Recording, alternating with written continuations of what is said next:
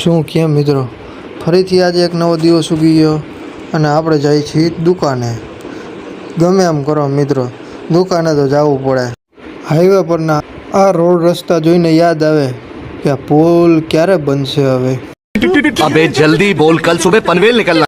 દુકાન આવીને થોડીક વાર બેઠા ને તો એક ભાઈ જો આવો મોબાઈલ દઈ ગયા હતા. ઉપરથી હાવ ઓગળી ગયો હતો મોબાઈલ. બ્લેકમાંથી આપણે સીધો કરી દીધો ગોલ્ડ.